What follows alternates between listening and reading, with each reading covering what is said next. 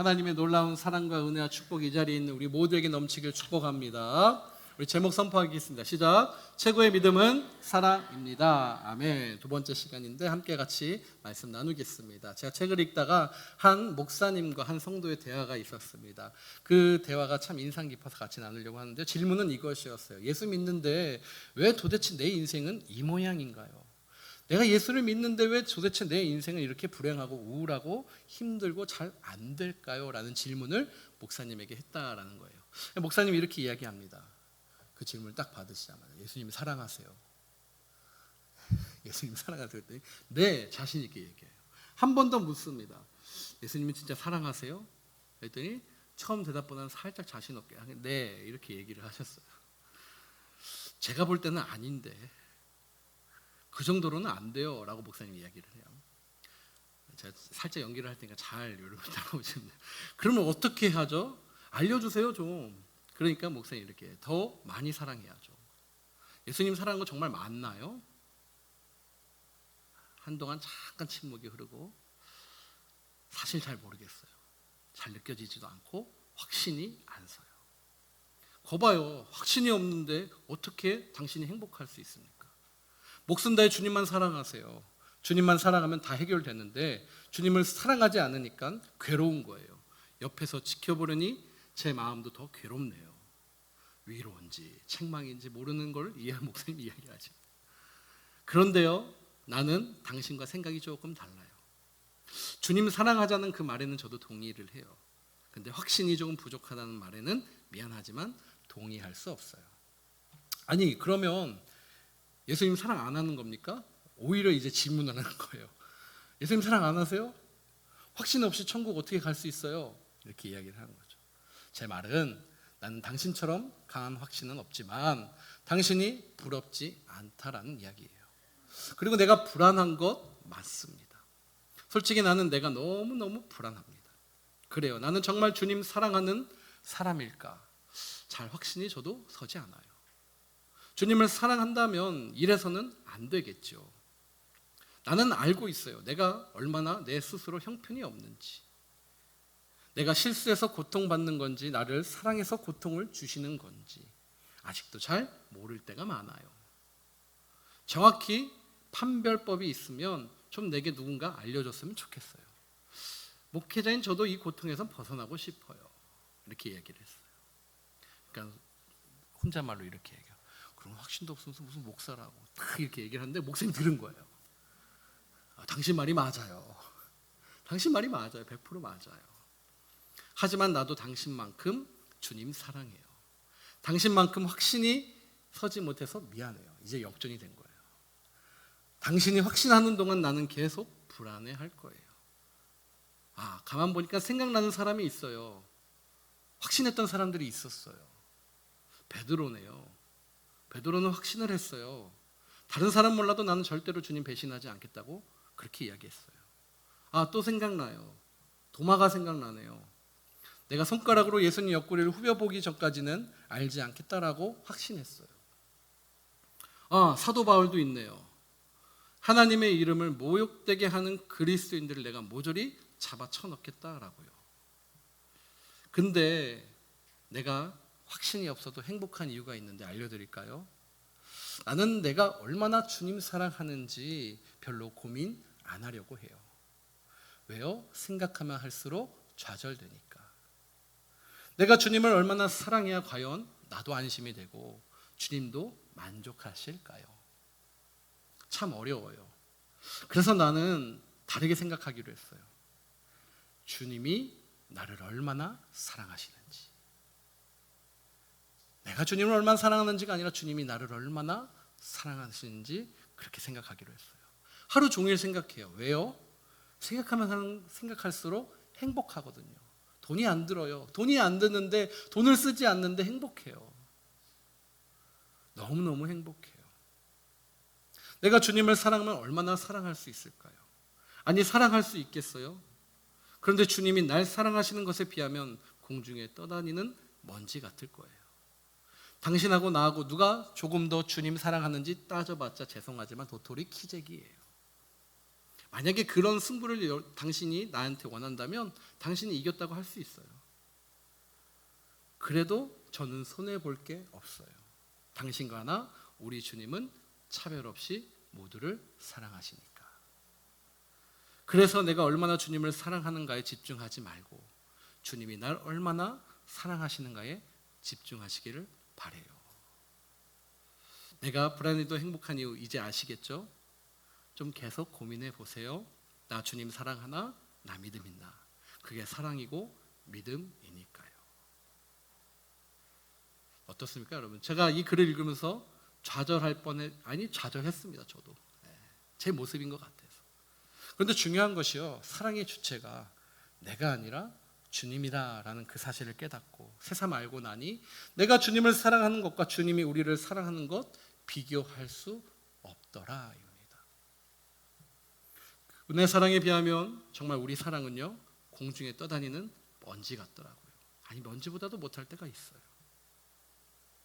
혹시 여러분 우리 중에도 주님 사랑합니까? 라는 질문에 확신 있게 대답할 수 없다면 너무 자책하지 마시기를 주님의 이름으로 축복합니다. 그리고 감사하면서 주님이 얼마나 우리를 사랑하시는지 누리며 결단하는 저와 여러분 되시길 주님의 이름으로 축복합니다. 축복합니다. 오늘 본문 우리 요한복음 15장 너무나 우리가 잘 아는 비유잖아요. 무슨 비유죠? 포도나무 비유예요. 포도나무 비유. 이 비유가요, 진전되어서 9절 말씀에 나의 사랑 안에 거할 것을 요구하고 있고요. 또한 그것은 10절의 말씀처럼 계명을 지키는 것으로 연결되는 것으로 볼 수 있어요. 그럼 어떻게 이게 연결고리가 되어지는지 이어지는지에 대해서 제가 여러분과 함께 같이 말씀을 나누려고 해요. 종종 우리들에게 다가오는 문제 가운데 하나가요, 말씀, 율법, 계명, 우리들에게 어떠한 믿음의 구실을 하는가에 대해서 여러분들이 고민할 때가 있어요. 과연 이 계명, 율법, 말씀이 나한테 믿음에 있어서 어떤 역할, 구실을 하는가라는 것이죠. 근데 많은 성도들이 이 문제를 정확하게 잘 이해하지 못하고 넘어가는 것을 참 많이 보게 됩니다. 자, 예수를 믿었어요. 예수를 믿고 난 다음에 말씀이 있어요. 말씀과 율법이 과연 나한테 어떠한 역할을 하냐는 거죠. 그리고 우리 신앙생활에 있어서 진심으로 어떻게 이 말씀을 지키는 것이 어떤 상호관계가 있냐라는 것입니다. 자, 이것을 원리적인 차원에서 명백해 보이지 않을 수 있어요. 그러니까 사람들이 자꾸 혼동하는 거죠. 이렇게 해석했다 저렇게 해석했다 하는 경우가 참 많아요. 자, 내 안에 거할 것을 말씀하셨던 예수님께서 이 문제를 열매 맺는 문제로 연결하시면서 8절에 있는 것 같이, 8절에 오늘 읽진 않았지만 열매를 많이 맺으면 아버지께서 영광을 받으신다라는 것을 그 구절이 있어요. 그런 다음에 뭔가를 제시하시는데 그것이 바로 사랑이에요. 10절에 또 이야기를 해요. 계명을 지켜 그 사랑, 내 사랑 안에 거하라라는 말씀 때문에 우리도 자칫 잘못하면 이 말씀을 읽다가 영광을 돌린다는 것이 무슨 조건적인 대가성의 그러한 생각인가? 라는 생각을 쉽게 가질 수 있다라는 것이죠. 영광을 돌린다는 것이 그럼 열매 맺고 내가 무엇인가 해야 된다라는 생각이 우리도 모르게 자리 잡을 수 있어요. 왜? 우리는 자꾸 사회적으로 대가를 지불하니까. 그렇지 않습니까? 저와 여러분이 무엇인가를 살려고 해요. 그럼 거기에 합당한 대가를 지불하면서 살아온 나의 습관과 방식이 있다라는 것이죠. 자, 여기서 보니까 내 안에 있어라라고 하는 그 주님 안에 있기로 마음을 먹고 주님을 사랑하며 노력했는데 알고 보니까 어찌 보면 다시 말씀으로 지키라라는 그 율법의 자리로 다시 혹시 내가 터닝 백, 돌아온 것은 아닌가라는 느낌이 들 수 있다라는 거죠. 자, 모든 말씀이 참 쉽지는 않지만 쉬운 말씀도 있고 우리가 적용하지만 그 말씀이 주는 참된 의미, 그것이 아님을 저와 여러분이 함께 깨달을 수 있기를 축복합니다. 우리 성도들이 쓰는 단어들 중에 하나님께 영광을 올립니다, 영광을 돌린다라는 그런 표현들이 있어요. 아버지의 기쁘신 뜻을 이룹니다라는 그러한 뜻도 있잖아요. 그 깊은 의미만큼 제대로 이해하고 그 문장과 표현을 사용하고 있는가, 저는 조금 퀘스천이 들더라고요. 자, 우리가 이렇게 모여서 예배를 드리고 있습니다. 그렇죠? 우리가 함께 모여서 예배를 드려요. 그리고 기도를 드리고 또 예물도 주님 앞에 올려드리고 또 찬송도 올려드렸습니다. 자, 뭔가 우리가 하나님을 위해서 한다라는 그런 기분이 여러분 들 때가 있습니까? 없습니까? 겉으로 대답하지 않으셔도 속으로 한번 이렇게 잘 내가 나와주는 거지 뭐. 한번 내가 이렇게 해서 힘들게 나오는 거지 뭐. 그런 생각이 우리도 모르게 할 때가 있어요. 부끄러운 고백인데 저도 그래요. 오늘 같은 경우 힘들고 막 지치고 그러면 주님 꼭 나가야 됩니까?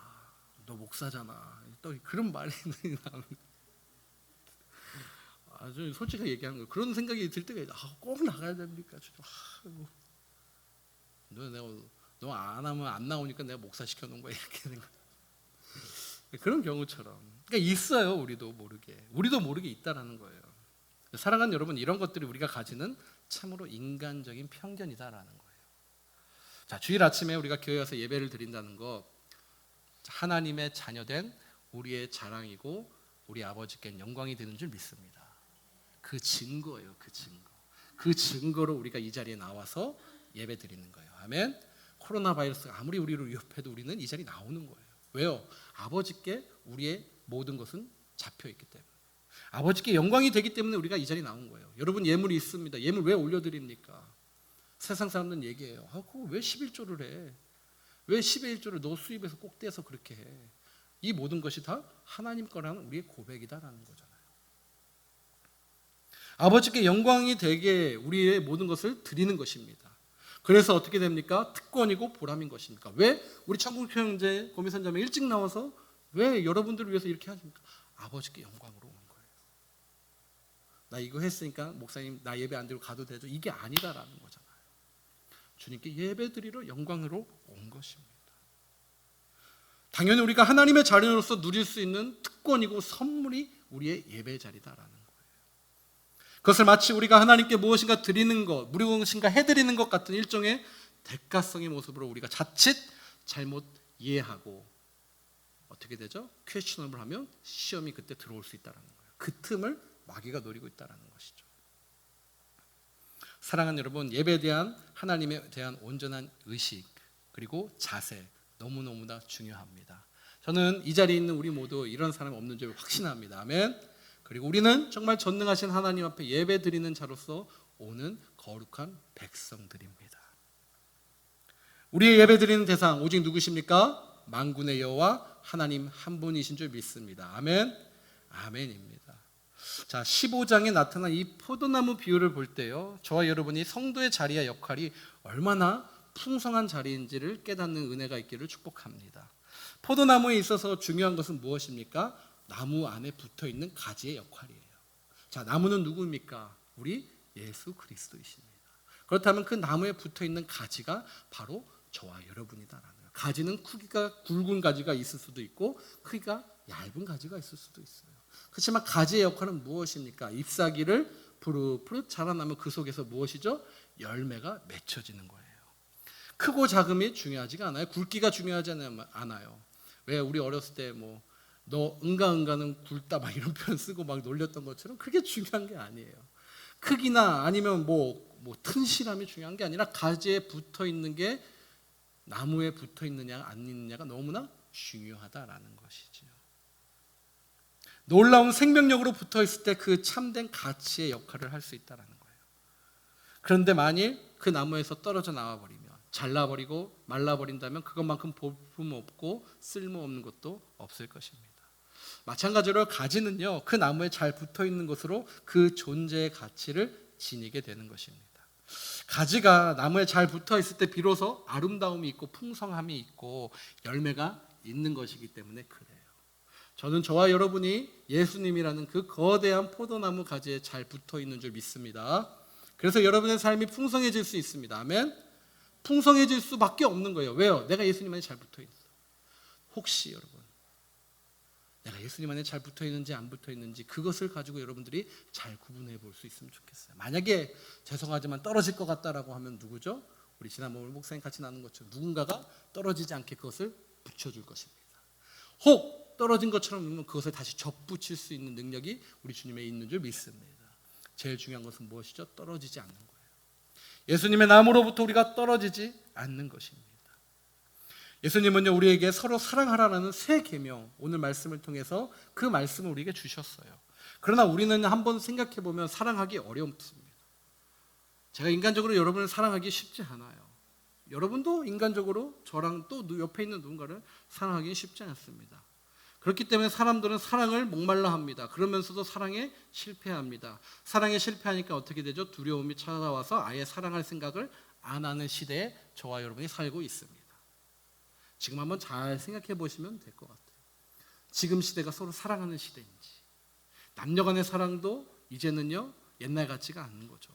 이전 같지가 않아요. 그 사랑의 실패가 두려워서, 아니 오히려 그 사랑의 실패를 포장해서 또 여러 가지 모습으로 그렇게 있는 그러한 삶 속에 살아갑니다. 왜 그렇죠? 진정한 사랑의 의미를 우리가 잘 깨닫지 못하고 실수할 수 있었기 때문에.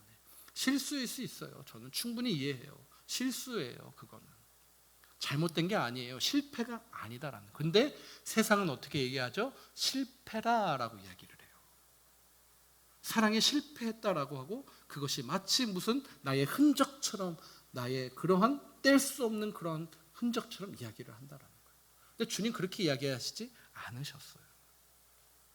온전한 사랑을 깨달을 때 참된 사랑의 가치를 찾을 수 있는 줄 믿습니다. 그것은 남녀 간의 에로스적인 사랑만이 아니에요. 우리가 함께 살아가는 그런 사회에서의 사랑 역시 마찬가지다라는 것입니다. 4절의 말씀 오늘 읽지는 않지만 한번 보면은 4절에 이렇게 나와 있어요. 4절의 말씀을 보니까 내 안에 거하라 나도 너희 안에 거하리라 가지가 포도나무에 붙여 있지 않으면 쭉 하고 나오죠. 여기서 나오는 건 나의 안에 거하라 나도 어떻게 해요? 너희 안에 거할 것이다 라고 이야기를 하세요. 자, 내 안에 거하라 나도 너희 안에 거할 것이다. 주님이 먼저 말씀하세요. 그리고 내 안에 거할 것을 요구한 것이 바로 오늘 9절이에요. 9절의 말씀 한번 같이 볼까요? 9절의 말씀 같이 읽어보겠습니다. 시작. 아버지께서 나를 사랑한 것 같이 나도 너희를 사랑하였으니 나의 사랑 안에. 자, 4절에는 뭐라고 얘기를 했죠? 나의 안에 거하라. 근데 이제 9절에는 뭐라고 이야기를 하시죠? 나의 뭐죠? 사랑 안에 거하라라는 거예요. 내 안에 거하고 그 다음 것이 뭐냐? 사랑 안에 거하라라는 것이죠. 근데 이제 10절을 볼게요. 10절을 한번 읽어보겠습니다. 시작. 내가 아버지의 계명을 지켜 그의 사랑 안에 거하는 것 같이 너희도 내 계명을 지키면. 아멘. 사랑 안에 거하는데 사랑의 한 부분이 있어요. 무엇이죠? 내 계명이에요. 내 계명을 지키면 내 사랑 안에 거하라라는 것이 돼요. 자, 내가 아버지의 계명을 지켜 그의 사랑 안에 거하는 것 같이 그렇게 너희도 내 안에 내 계명을 지켜 내 사랑 안에 거하라라는 주님의 말씀이에요. 단계적으로 처음에 내 안에 거하고 내가 주는 그 사랑 안에 거하고 그 사랑이 결국엔 말씀 속에서 지켜지고 거해질 수 있다라는 의미입니다. 여러분 동의하시고 이해가 되시죠? 그러한 단계다라는 거예요. 주님께서 아버지 안에 거하는 것은요 사랑 때문에 사랑 가운데서 그 안에 거하셨던 것입니다. 그리고 사랑 가운데 거하는 것은 그분의 말씀, 계명을 지키면서 그 사랑 안에 거할 수 있는 게 가능했다라는 거예요. 그러니까 사랑과 말씀 둘 다 필요 충분 조건이다라는 거예요. 사랑만 있으면 안 된다라는 거예요. 말씀이 없으면 안 돼요. 사랑과 말씀이 함께 있어야 된다라는 거예요. 그래야 온전하게 거하는 하나님 안에 거하는 방법이 된다라는 것입니다. 아멘. 말씀만 있으면 어떻게 됩니까? 정죄해요. 의식이 돼요. 아까처럼. 나 11조 하는데 왜 너는 안 해? 나 금식하는데 왜 너는 금식 안 해? 나 리더인데 너는 왜 그 모양이야? 이런 게 율법주의자처럼 되는 거예요. 뭐가 없으니까요? 사랑이 없으니까. 근데 사랑만 있으면 어떻게 돼요? 용납해요. 그냥 다. 괜찮아요. 이렇게 나와요. 괜찮아요. 되는 거예요. 잘못. 예. 그러다 보면 어떻게 됩니까? 말씀의 기준이 없으니까 내 감정, 내 상황처럼 나와요. 그러니까 내 안에 거하는 것은 말씀과 사랑이 함께 있을 때 내 안에 거할 수 있다라는 것입니다. 이것을 우리에게 말씀해 주시는 거예요. 자, 종종 사랑과 은혜 이런 말을 들으면 여러분은 어떻게 생각하십니까? 책임이나 계명이 반드시 따라오는 것을 우리가 오해할 때가 있어요. 그래서 계명을 지킨다든지 말씀을 지킨다든지 책임을 지킨다는 것을 의미할 때 할 수 없이 내가 그것을 해야 되는 경우가 참 많이 있다라는 거예요. 그러지 않습니까? 전혀 그러지 않는 것처럼 여러분이 얘기하죠. 내가 말씀을 목사님 읽으라고 하니까 읽자고 하니까 어떻게 됩니까? 할 수 없이 막 말씀을 읽어가는 여러분의 모습이 분명히 수많은 날 중에 한 번은 있을 줄 저는 이렇게 예견할 수 있습니다. 저도 그랬으니까. 우리가 그렇다라는 거예요. 우리도 모르게 은혜, 그 다음에 어떻게 됩니까? 이러한 사랑 실천하려면 말씀을 지켜야지 하면서 나도 모르게 자꾸 어느 한 부분으로 쏠린다라는 거죠. 의지를 자꾸 발동하려고 하는 거죠. 할 수 없이 막 해야 되는 것처럼 느껴질 때가 있다라는 것입니다. 다시 말해 평안과 축복과 사랑과 같은 것을 위해서 어쩔 수 없이 내가 반드시 책임을 다하고 계명을 지키고 그렇게 해야 된다는 생각이 우리도 모르게 지배해버린다라는 거. 그게 누구였다고요? 바리새인들이었어요.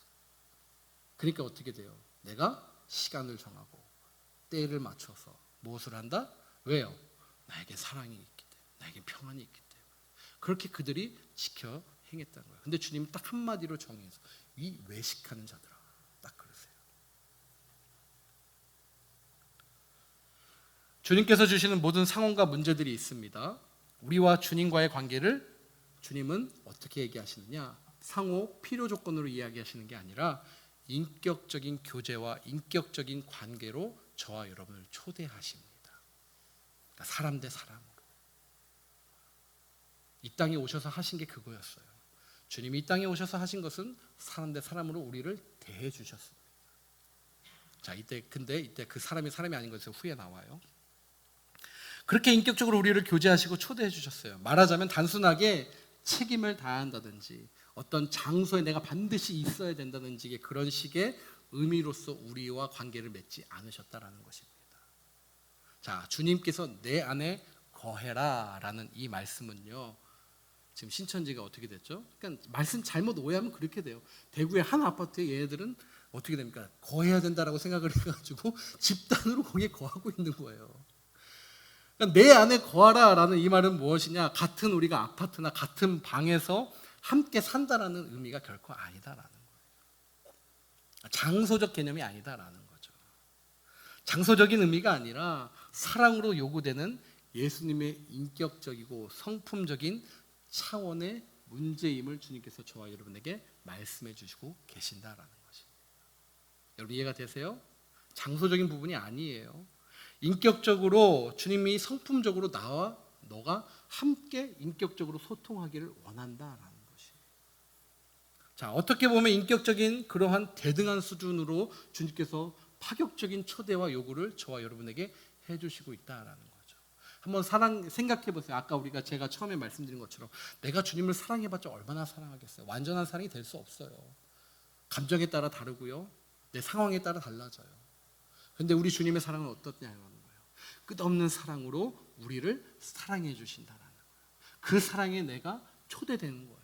근데 초대하셨는데 너는 2급이 아니라 주님이 똑같은 인격체로 저와 여러분을 상대해 주셨다라는 거예요. 자, 예를 들어서 한번 보면은 우리 부모님이 이렇게 자녀들을 어떻게 하죠? 공부하라라는 말 안 해보신 분, 공부하라라는 말 안 해보신 분 없으시죠? 왜 자녀들한테 공부하라라고 하십니까? 네, 내 노후를 보장하기 위해. 하신 분들은 아닌 줄 믿습니다. 아멘. 근데 죄송하지만 어떻죠? 요즘의 세대. 이게 자연스러운 반응인데 속으로 하고 있는 분들이 이 시대에 많아졌어요. 잘못된 시대잖아요. 자녀가 공부하고 잘 되는 게 내 노후를 위해. 어느 분도 그렇게 생각하고 있는 분 없을 줄 믿습니다. 그건 상식적인 게 아니잖아요. 왜요? 자녀가 공부 잘하면은 자녀가 공부 잘하기를 막 바래요. 나는 공부 못했기 때문에 자녀를 대리만족시키는 것도 아니고 잘하라고 막 해요. 근데 그 자녀가 어떻게 됩니까? 말을 잘 들어서 잘했다고 쳐봅시다. 잘했어요. 그래서 나중에 어떻게 되죠? 그 공부한 것이 나의 삶에 도움이 됩니까? 안 됩니까? 돼요? 안 돼요? 여러분? 되죠. 네. 공부하라 부모님이 얘기한 것은 무엇입니까? 도움이 되지 않기 위해서 너 공부해라라고 이야기하신 것이 아니에요. 공부하니까 조금 더 너의 인생에 할 수 있는 것이 많아지고 너가 선택할 수 있는 찬스와 모든 것들이 많아. 누구가 잘 되기 위함이다? 자녀가 잘 되기 위함이다. 똑같다라는 거예요. 그 입장에서 한번 생각해 보시면 돼요. 주님이 저희와 관계를 맺으실 때 왜 우리들에게 이렇게 얘기하시냐라는 거예요. 잘 되라. 아멘. 이 땅에서 우리의 삶을 주님께서 관계를 맺으신 건 딱 한 가지예요. 잘 되라라고. 망해라라고 하면서 자녀를 비방하는 부모가 어디 있겠습니까? 잘 되라라고. 잘 되라라고 저와 여러분을 관계를 맺으시고, 그렇게 결국에는 무엇입니까?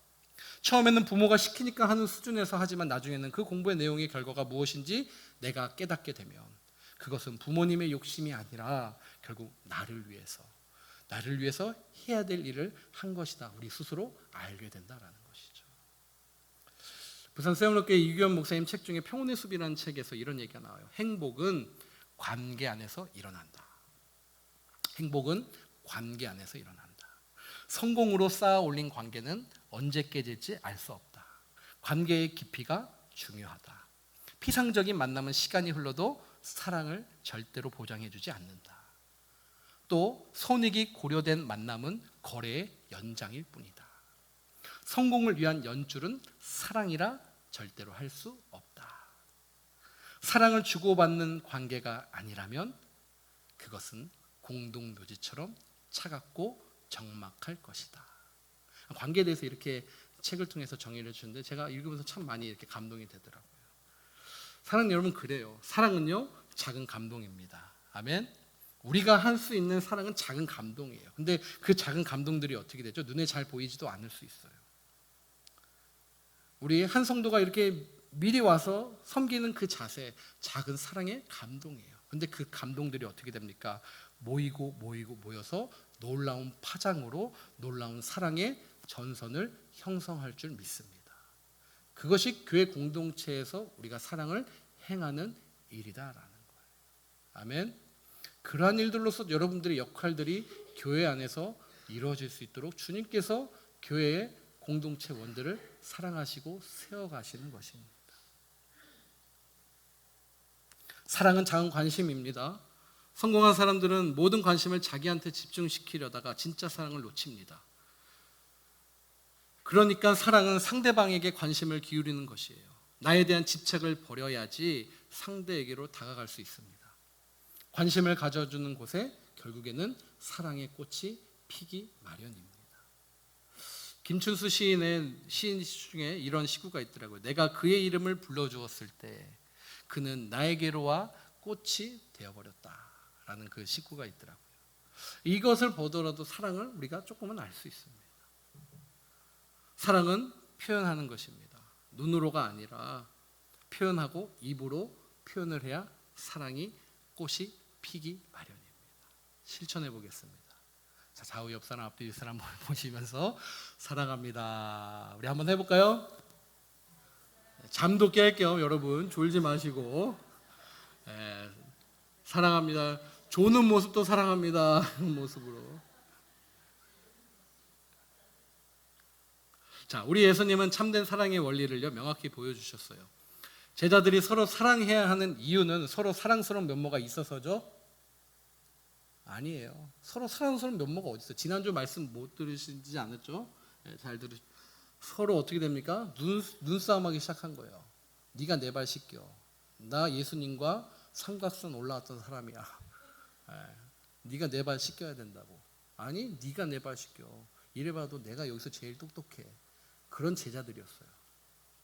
그런 사람들이었다라는 거예요.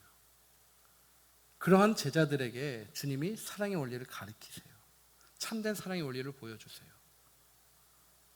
서로 사랑해야 하는 이유는 서로 사랑스러운 면모가 있기 때문이 아니라 예수님이 하나님 사랑 안에 거하셔서 십자가를 온전히 지시기까지 그 제자들을 사랑하셨던 그 사랑을 저와 여러분에게 표현하신 것처럼 제자들도 예수님의 사랑 안에 거함으로써 예수님처럼 그 지체를 사랑해야 된다는 것을 몸소 가르쳐 주신 것입니다.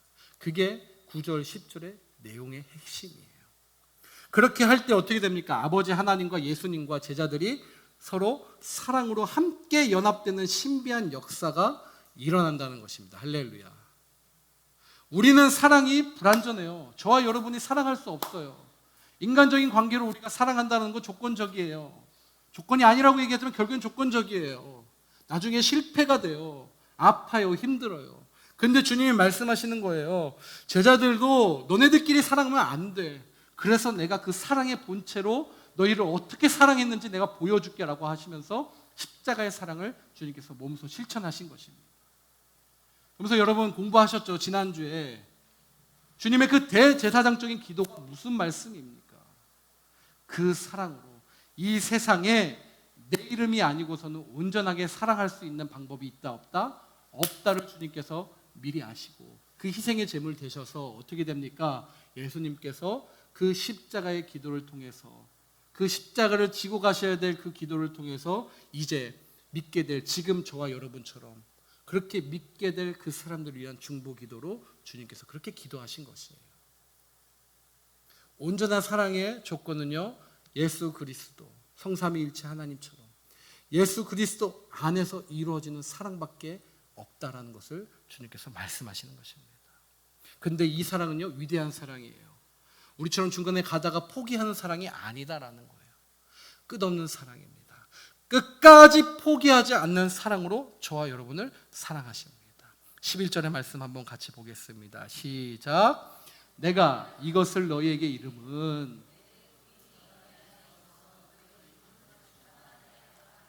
아멘이십니까? 내가 이것을 너희에게 이름은 무엇입니까? 이것은 바로 십자가입니다. 대속의 사건이에요. 이 대속의 사건을 통해서 어떻게 역설적이잖아요. 십자가를 지는데 어떻게 기뻐할 수 있어요, 여러분? 십자가를 지고 가는데 어떻게 기뻐할 수 있냐라는 거예요. 주님 외에는 할 수 없는 일입니다. 주님 외에는 절대 불가능한 일을 주님께서 이루시고 계시는 거예요. 그 십자가를 지시는데 주님 기쁘시다는 거예요. 왜요? 보셨으니까. 이 십자가의 사랑 때문에 연합할 수 없는 니들이 연합할 수 있다라는 거예요. 도저히 사랑할 수 없는 너네들이 이 십자가의 사랑 때문에 나로 연합할 수 있고 사랑할 수 있다라는 거예요. 아멘. 그것입니다. 요나 있잖아요, 요나. 요나는요, 여러분 아시잖아요. 절대 포기하지 않으셨어요, 주님. 포기 좀 해라라고 하면서 요나가 그렇게 행동한 거잖아요. 근데 주님은 포기하지 않으셨어요. 요나가 어떻게 돼요? 하나님의 선지자였던, 그러니까 저 같은 사람이었어요. 근데 어떻게 돼요? 이제 다 그냥 집어치고 안 할래 했던 그 요나를 주님께서 포기하지 않으셨더라. 그래서 어떻게 합니까? 끝까지 그 한 영혼을 포기하지 않는 그 사랑으로 그 영혼을 위해서 많은 것을 일으키셨어요. 물고기 준비하셨죠? 바람 일으키셨죠? 예수님 웬만하면 바람 일으키세요? 안 일으키세요? 잘 안 일으키시는 분이에요. 누구 때문에? 요나 때문에. 왜요? 얘 하나 살리면 얘가 그 사랑 깨달으면 그 깊은 사랑 나로 인해서 다시 회복하고 연결되면 민족이 살아나니까. 저는 이 자리에 있는 여러분이 그런 사람이 되기를 주님의 이름으로 간절히 축복합니다. 그런 사람 세우려고 저도 요나처럼 하나님 부르신 줄 모르겠습니다. 저도 기대합니다. 그런 사람 되기를. 그 사랑 어떻게 해요? 제 힘으로 안 된다라는 거예요. 하나님의 완벽한 사랑이 우리 안에 있지 않으면 내가 주님을 사랑하는 거 말고 내가 그 주님의 사랑을 인정하는 거예요. 주님 나보다 더 큰 사랑으로 나를 사랑하시죠. 내가 그 안에 거하는 거예요. 제가 서두에 말씀드린 그 내용처럼 그 목사님의 고백처럼 그렇습니다. 내가 주님을 사랑하는 것이 아닙니다. 주님이 나를 사랑하십니다. 그 은혜 안에 나는 삽니다. 오늘도 내가 그 주님의 사랑을 만나려고 여러분 새벽기도나 여러분 이런 것들을 의무적으로 하지 마십시오. 절대 안 돼요. 주님 원하시는 마음이 그게 절대 아니다라는 거예요. 순종이에요. 순종. 그 순종은 무엇이죠? 그리스도의 완벽한 사랑에 순종하는 거예요. 그래서 순종이 뭐보다 낫다고요? 제사보다 낫다는 거예요. 의무적으로 드리는 제사 필요 없다는 거예요. 주님. 의무적으로 드리는 예물 필요 없다는 거예요. 의무적으로 아까워하면서 뛰는 11조 필요 없다는 거예요. 주님은. 그거 아니다라는 거예요. 감사로 드리는 거예요. 순종으로 드리는 거예요. 자, 그렇다면 그 원리를 명확하게 보여주셨는데 이러한 신비로운 사랑 어떻게 우리가 이룰 수 있을까? 어떻게 하나 될 수 있을까? 첫 번째 두 가지로 좀 보려는데 우리 예수님의 사랑 안에 반드시 거해야 그 사랑을 실천할 수 있습니다. 누구 안에요? 예수님의 사랑이요. 그래서 오늘 그 말씀을 하신 거예요. 예수님의 사랑, 내 안에 거하는 것은 예수의 사랑 안에 거하는 것이다. 예수님은 사랑할 수 있는 근원적 힘을 말씀하시는 거예요. 그것은 아버지의 계명을 지킴으로 그 사랑 안에 거하는 것이었어요. 우리도 모르게 말씀을 어떠한 규제, 속박, 의무, 짐으로 생각하는 경우가 참 많아요. 그러나 예수님은 계명을, 말씀을 지키는 것을 하나님의 사랑 안에 거하는 것으로 주님께서 말씀해 버리셨어요. 순종이에요. 왜냐하면 하나님이 계명을 주신 이유가 바로 무엇 때문이기 때문에? 사랑이기 때문에. 우리를 제재하고 속박하고 구속하려고 그 무거운 의무적인 구정으로 우리를 속박하려고 이 말씀을 주신 게 아니다라는 거예요. 자, 사랑하는 여러분, 우리가 인생길을 살아가요. 그 말씀이 어떻게, 제가 서두에 말씀드린 것처럼 어떻게 말씀이 나한테 적용이 될까라고 여러분들이 궁금해하실 수도 있어요. 자, 가만히 생각하다 보니까 주님이 그런 아이디어를 주셨어요. 우리의 인생길을 걸어가요. 걸어가다 보면 꽃길도 나와요. 꽃도 있고 물도 있고 저 푸른 초원도 있고 그렇게 가요. 근데 가끔 가다가 보면 어두워져요. 그렇죠? 빛이 없어요. 어둠 속에 있어요. 사방이 막혀 있어요. 사방은 뚫려 있는 것 같은데 무서워요. 어디로 가야 될지 몰라요. 맹수가 나를 위협할 수도 있어요. 골짜기에 내가 떨어질 수도 있어요. 근데요, 가만 보면 주님이 저와 여러분을 사랑하셔서 말씀을 준 이유는 보이지 않는 가드레일을 주님께서 저와 여러분에게 쳐주신 거예요. 인생길을 걸어가요. 걸어가는데 보이는 거, 보이면 더 쉽잖아요, 우리가. 근데 말씀을 주신 이유는 무엇이냐? 보이지는 않지만 내가 너와 함께 가고 있고 동행하고 있고 이 가드레일을 내가 세워놨다라는 확신의 말씀으로 사랑하기 때문에 이 말씀을 저와 여러분이 주신 줄 믿습니다. 그거예요, 그거. 말씀을 우리에게 주신 것은 그거예요. 의무가 아니에요, 여러분. 말씀을 읽어야지, 말씀 속에서 내가 살아야지 못 살아요, 절대. 바리새인처럼 해야지 안 돼요. 하나님이 저와 여러분에게 말씀을 주시는 사랑하시기 때문에 최소한의 만약에 이 말씀의 바운더리에 넘어가면 어떻게 됩니까? 주님의 말씀이 움직이는 건 아니에요. 주님의 말씀에 넘어갔을 때 이 영혼은 어떻게 되죠? 힘들어져요. 이 영혼은 어찌할 바를 몰라져요. 그리고 이 영혼은 밖에 있는 사람들이 있어요. 그 사람들 그리스도의 사랑 안에서 너네들이 이 안전한 길로 인도하라라는 그 하나님의 사랑의 말씀을 저와 여러분에게 주신 줄 믿습니다. 그게 내 안에 거하라라는 거예요. 내 안에서 함께 가자라는 거예요. 우리는 죄가 무엇인지 잘 몰라서 죄를 짓는 것이 아닙니다. 죄가 무엇인지 알면서도 짓습니다. 이러다가 한 대 맞지 하면서도 죄를 짓는 게 우리예요. 그래서 주님께서는 우리에게 율법이라는 것을 주신 것은 우리를 심판하고 정죄하고 처리하기 위해서가 아니라 우리를 제대로 이끄시고 훈련시키시기 위한 바운더리다라는 것입니다. 자, 두 번째는요, 우리가 예수님의 사랑을 반드시 기억해야 돼요. 예수님은 아버지의 사랑으로 제자들을 어떻게 끝까지 사랑하셨어요. 끝까지 저와 여러분을 사랑하셨다라는 거예요. 그렇게 사랑하시면서 제자들도 서로 사랑할 수 있게끔 그 사랑의 원리를 만들어 놓으셨어요. 그러므로 서로 사랑하라는 그 계명, 말씀을 이루기 위해서는 우리가 예수님께 어떠한 사랑을 받았는지 반드시 기억하는 것이 너무나 중요합니다. 저와 여러분 분명히 예수님의 그 큰 사랑을 받은 줄 믿습니다. 그러한 확신과 시그널이 분명히 있는 줄 믿습니다. 이단은 자꾸 그것을 이용하죠. 몇 날 며칠 몇 시에 받았냐고. 그거 아니라라고 이야기를 해요. 절대 아니에요. 절대 아니에요. 전 역으로 이야기해요. 넌 몇 날 며칠 몇 시에 죽냐? 제가 물어봐요. 그러면 우리 평소에처럼 뭐 이렇게 해서 당황한 거죠. 전혀 예상치 못한 질문을 해버리니까. 구원파 와가지고 막 얘기하는데 몇 날 며칠 몇 시에 구원 받았어요. 아, 그래? 반대로 넌 몇 날 며칠 몇 시에 죽는 줄 아냐? 구원 받았다며. 이렇게 얘기하시는 놀라운 지혜를 제가 알려드렸어요. 사용하시길 축복합니다. 똑같다라는 거예요. 구원은 우리에게 흔적으로 와요. 내가 주님의 사랑을 뜨겁게 만난 체험이 있어요. 죄송하지만 만약에 그런 체험이 없다면 아직 여러분 그 단계에 이르지 않은 거예요.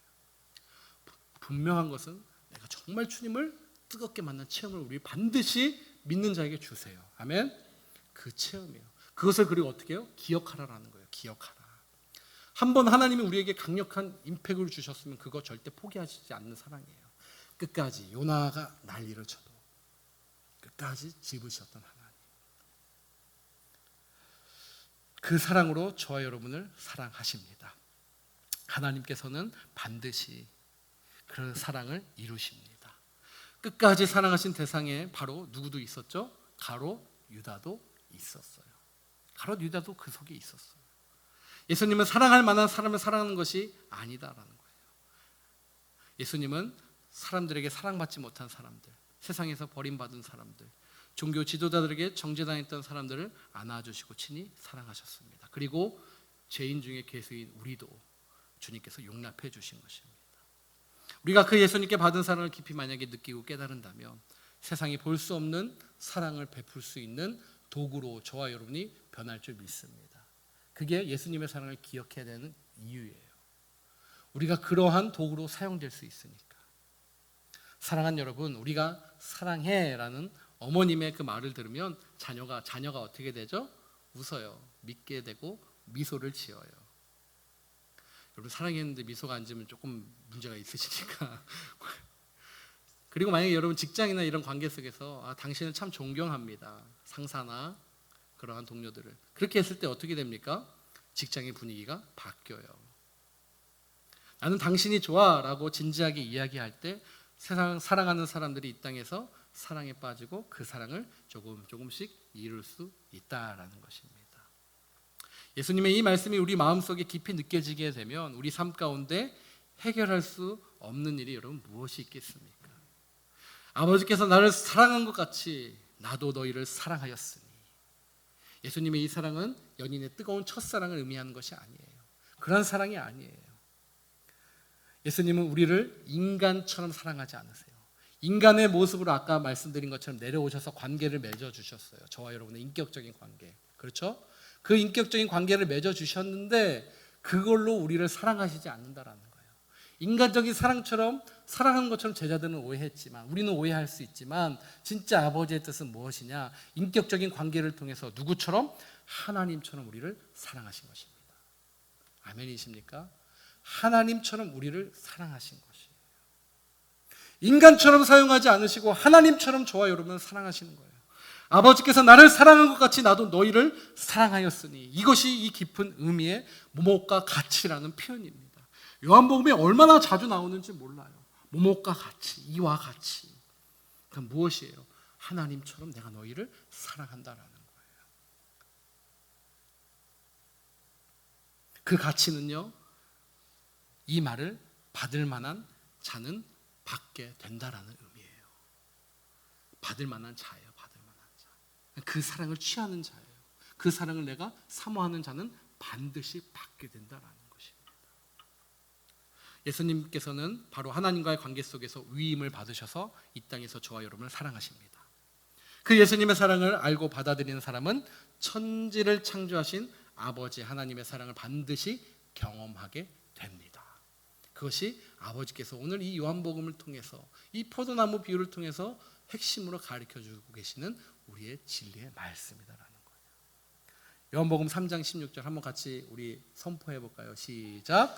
하나님이 세상을 이처럼 사랑하사 누구를요? 독생자를 주셨으니 이는 그를 믿는 자마다 멸망하지 않고 영생을 얻게 하려 하십니다.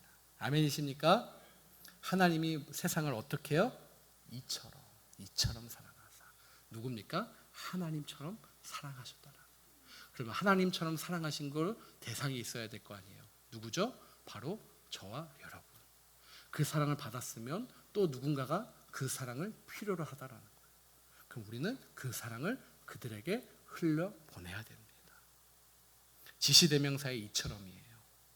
하나님의 사랑이 얼마나 확실하게 계시되었는지, 그래서 독생자를 내어주시는 사랑이다라고 하는 거예요. 사랑하는 여러분, 마지막으로 생각해 볼 것은 사랑의 강물은 하나님께로부터 누구에게 흘렀죠? 아들에게 흘렀습니다. 그리고 그 아들을 통해 무엇으로요? 각 사람들에게 전달되어졌어요. 이 사랑의 강물이 만약에 우리에게 막혀서 흐르지 못하게 되면 어떻게 되겠습니까, 여러분? 우리까지는 왔는데 우리한테 막혀서 여기서 끝이 되면 어떻게 되겠냐라는 거예요. 모두에게 흘러서 우리 모두 주변에 그 사람들이 하나님의 그 깊은 강물 속에, 사랑의 강물 속에 함께 잠길 수 있게 되기를 주님의 이름으로 축복합니다. 그래서 하나님의 사랑이 전해지고 다른 사람에게도 흘러가야 되는 사명이 이 자리에 있는 저와 여러분에게 반드시 있는 거예요. 전도하는 것이 그거예요. 그게 핵심이에요. 하나님 사랑을 나누는 거잖아요. 교회 사람 데리고 와서 교회 채우는 게 전도가 절대 아니에요. 그건 포교죠. 무슨 용어 때문에 또 말이 많은데, 옛날 로마에 적은 수의 그리스도인들이 살았어요. 로마 당시 알죠? 로마 엠파이어 당시에 로마가 어떻게 보면 지금 우리 캘리포니아랑 비슷해요. 다민족 국가였어요. 그래서 그들은 어떻게 됩니까? 그 시대는 음식과 경기가 활발했어요. 그래서 막 그렇게 여러 민족이 즐겼던 혼합 민족의 시대였어요. 근데 그 속에서 로마 제국의 골칫거리로 누가 등장하죠? 누가 등장합니까? 그리스도인들이 등장해요. 여러 민족이 있는데 로마 제국의 눈에 잡힌 거예요. 누가요? 그리스도인들이. 그들에게 특징이 있었대요. 그래서 로마 박해자들이 이렇게 그 특징으로 그리스도인들을 구분할 수 있고 그들을 잡아내라 라는 칙령이 있어요. 그게 뭔지 아세요, 여러분? 체포영장의 내용이 어떻게 저들이 서로 그렇게 사랑할 수 있는지를 보라. 어떻게 저들이 그렇게 사랑할 수 있는지를 보라. 그게 체포영장의 내용이에요. 저들이 어떻게 서로서로를 그렇게 사랑하는지를 네가 직접 가서 보면 그들은 그리스도인들이다. 로마 제국이 그렇게 정의를 내려버렸어요. 야, 쟤네들 봐라. 서로서로 어떻게 저렇게 사랑하는지를 보면 쟤네들은 그리스도인들이야. 누가요? 로마 제국의 그러한 사람들이 본 거예요. 근데 지금 한번 여러분 생각해 보세요. 세상 사람보다 더 악한 것을 하면 저들은 그리스도인들이다. 지금 우리 그런 시대에 살고 있어요, 여러분. 이게 웃을 얘기는 아니에요, 진짜. 믿는 사람들이 더해. 근데 저는 이번 일을 통해서 하나님이 분명히 역전시키실 거예요. 아멘? 이번 이 코로나 바이러스 통해서 하나님이 저로해 주신 찬스라고 저는 믿습니다. 왜요? 이때 그 모습이 아니라 그리스도인. 왜요? 다 움츠려 있잖아요. 다 두려워하고 있어요. 완벽한 하나님의 세팅해 놓으신 판이에요. 누구 하나 나서려고 하지 않아요, 여러분. 이 시대에. 이때 진짜 교인들이 움직이고 정말 그리스도의 사랑을 참여한 자들이, 회복이 있는 자들이 일어나면 분명히 저는 하나님께서 하나님의 영광을 드러내실 줄 믿습니다. 그 일에 이 자리에 있는 저와 여러분도 빠지지 않기를 주님의 이름으로 축복합니다. 축복합니다. 그 말씀으로 저와 여러분이 살아가는 거예요. 그것이 우리에게 주신 열매입니다. 아멘. 그것이 저와 여러분에게 주신 열매예요. 대박을 쳐서 무엇인가 큰 거를 해서 주님께 갖다 바치는 그것이 열매가 아니다라는 거예요. 주님은 저와 여러분 자체를 그렇게 사랑의 열매로, 사랑의 도구로 오늘도 부르셨고 내일도 부르셨고 모레도 사용하실 줄 믿습니다.